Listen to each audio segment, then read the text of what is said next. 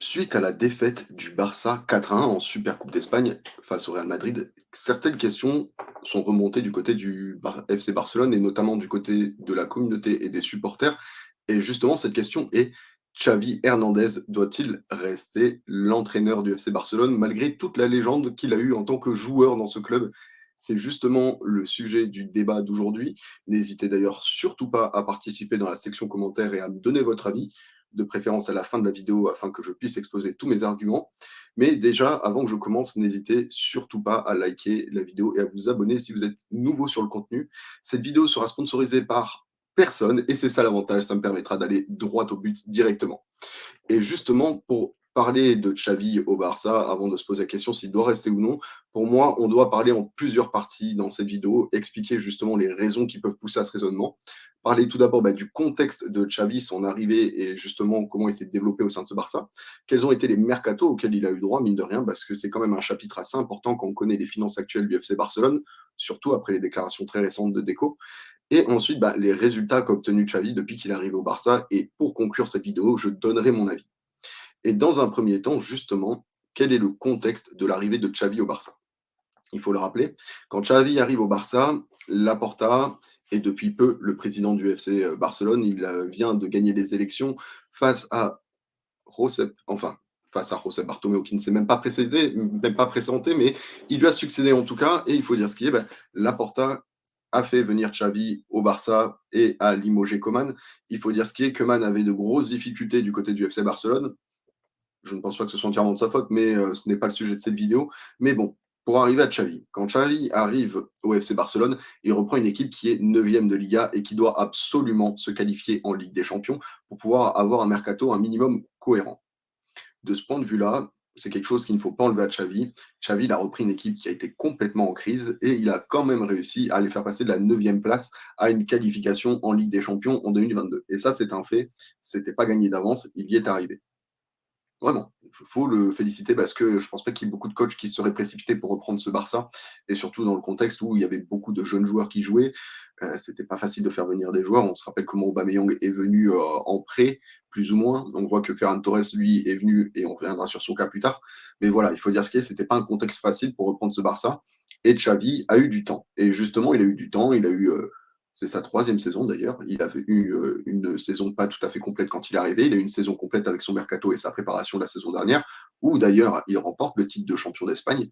Et cette saison, en ce qui me concerne, c'était censé être la saison du jugement, dans le sens où Xavi allait entamer sa 2e saison complète, donc 3e saison. Il a eu plusieurs mercatos pour peaufiner son effectif et remplacer certains joueurs de l'effectif afin de mettre en place sa philosophie. Il a eu le temps, on lui a donné pour le coup, même si comme je l'ai dit, pour ceux qui me connaissent, je trouve que la gestion des mercatos de Laporta qui obligeait Xavi au résultat et à la quart de finale de Ligue des Champions la saison dernière, c'était suicidaire sur le papier, mais je peux entendre, ça lui a permis de financer un mercato et de reconstruire son équipe. Et le mercato, les mercatos plutôt, on va en parler. Quelles sont les arrivées que Xavi a pu effectuer au Barça? Je ne vais pas parler des arrivées, bon si, je vais même parler des livres. Mais bon, il faut rappeler que Xavi, pas que lui, hein, mais toute la direction sportive du Barça, a fait venir Ferran Torres pour 55 millions d'euros en provenance de Manchester City, en rappelant qu'à l'époque, il était le 6e attaquant sur 6 de la hiérarchie de Manchester City et qu'il arrive en plus à faire rentabiliser Manchester City qui avait acheté le joueur 40 millions à Valence, qui va finalement le revendre plus cher à Barcelone. Même si le salaire n'est pas cher, l'opération n'était peut-être pas la meilleure. Mais il faut rappeler que le contexte n'était pas top et qu'il n'était pas facile pour le moment pour le Barça de recruter des joueurs à ce moment-là. Mais quels ont été les autres joueurs qui ont complété cet effectif? Il y a eu Jules Koundé qui est arrivé pour un peu plus de 50 millions d'euros aussi. Je n'ai pas le chiffre exact, donc je ne vais pas m'amuser à faire le mathématicien ni l'économiste. Il y a également Rafinha qui est arrivé pour un peu plus de 50 millions d'euros. Lewandowski également pour une cinquantaine de millions d'euros. Il y a eu aussi Gundogan qui est arrivé libre. Les deux Joao qui sont arrivés en prêt, que ce soit Joao Félix et Joao Cancelo. Oriol Romeo qui est arrivé libre. Christensen aussi qui est arrivé libre, très très bonne recrue d'ailleurs Christensen dans ce Barça. Et il faut dire ce qui est, quand tu fais la somme de toutes ces arrivées, je vous laisse faire le calcul dans les commentaires, hein. La somme est quand même pas mal. Le Barça a finalement eu quand même des moyens financiers pour mettre en place une équipe correcte pour Xavi. Et quand on prend tout ça, justement, on peut se demander en termes de résultats, qu'est-ce que ça vaut Xavi? Alors Xavi, depuis qu'il est au Barça, il faut dire ce qui est, c'est actuellement, je dis bien actuellement parce que les stats peuvent évoluer selon le moment où vous regardez la vidéo, mais actuellement, le 15 janvier, Xavi, il en est à 74 victoires, 20 matchs nuls et 24 défaites. Ça, c'est pour les résultats. Il a quand même gagné la Liga la saison dernière, même si c'était un Real Madrid en crise, vous pourrez dire ce que vous voulez. Il fallait quand même ramener ce titre du côté du FC Barcelone, et c'est quelque chose que Xavi a réussi à faire, et c'est à mettre à son crédit. En revanche, maintenant qu'il a eu du temps, un peu plus d'argent et qu'il a même une meilleure équipe actuellement que l'équipe qu'il avait reprise en arrivant au FC Barcelone, bah forcément, il y a des attentes. Oui, cette saison, Xavi réussit à passer les phases de poule de la Ligue des Champions, contrairement aux 2 saisons précédentes où, il faut le dire, les poules étaient beaucoup plus féroces que la poule de cette saison.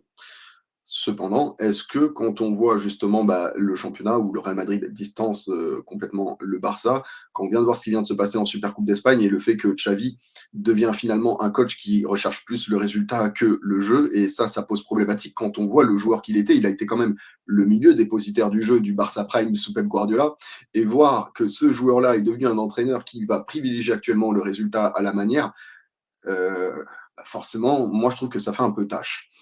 Donc, je ne dis pas qu'il faut virer Xavi tout de suite. Attention, pour donner mon avis. Ce que j'en pense, il est compliqué de limoger Xavi en cours de saison, surtout qu'on ne va pas se mentir, parmi les coachs qui sont actuellement disponibles et libres sur le marché, il n'y en a pas forcément qui sont plus Barça compatibles que Xavi. Et les seuls coachs de haut niveau, on va dire notamment Antonio Conte, je ne le trouve pas forcément adapté à la philosophie du Barça. Et je serais très étonné de le voir débarquer d'ailleurs du côté de la Catalogne. Donc forcément, moi je ne serais pas sur la précipitation. Je me dis que bah, de toute façon tu as Xavi, donc autant finir la saison avec lui. Et une fois que tu auras terminé la saison avec Xavi, bah, tu feras les bilans en fin de saison parce que c'est là que ça compte au final. On peut dire ce qu'on veut au mois de janvier, mais si Xavi arrive aux objectifs en fin de saison, imaginez, il fait une demi-finale de Ligue des Champions et ne termine qu'à 3 points du Real Madrid en Liga, la question peut se poser. En revanche, ce que j'en pense, peut-être que certains coachs pourraient être accessibles l'été prochain et ne le sont pas actuellement et pourraient peut-être mieux convenir au Barça que Xavi. Il faut dire ce qui est, Xavi, c'est un pari, c'est un coach qui n'avait rien prouvé en Europe avant d'arriver au FC Barcelone, le risque était quand même très très grand. Je pense qu'on a un peu voulu jouer sous la flamme de Pep Guardiola qui avait été un milieu de terrain au FC Barcelone avant de devenir le coach brillant qu'il est devenu. Et malheureusement, la greffe n'a pas prise de la même manière. Il faut dire ce qui est, à l'époque, José Pep Guardiola avait pu remplacer des superstars de l'effectif par des joueurs du centre de formation ultra qualitatifs. Là, malheureusement, bah, Xavi n'a pas forcément les mêmes armes à disposition que Pep Guardiola au moment où il reprend cette équipe. Et je pense que le défi était peut-être un peu trop grand. Et je pense que si Xavi avait eu peut-être plus d'argent pour bâtir son équipe, peut-être que s'il avait eu une expérience antérieure en Liga ou même dans un club de haut niveau, il aurait peut-être plus pu réussir au Barça. Mais en ce qui me concerne, je devrais dire que je pense que Xavi doit quand même terminer la saison, mais qu'à la fin de la saison, ça risque d'être compliqué quand même de le conserver. Mais maintenant que j'ai exposé tous mes arguments, j'attends votre avis à vous qui regardez la vidéo, justement mes petits bowlers. Qu'est-ce que vous en pensez? Est-ce que pour vous, Xavi doit rester le coach du Barça ou est-ce qu'on doit mettre un terme à Xavi au Barça? Et si oui, quand?